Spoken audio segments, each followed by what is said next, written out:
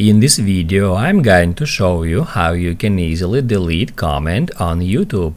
Be sure to watch the video to the very end so you don't make any mistakes, and of course do not forget to like this video and subscribe to my channel. Thanks guys. So let's get started, and first off, open up YouTube app. Then after you are logged in, tap right here at your YouTube profile picture and select your channel.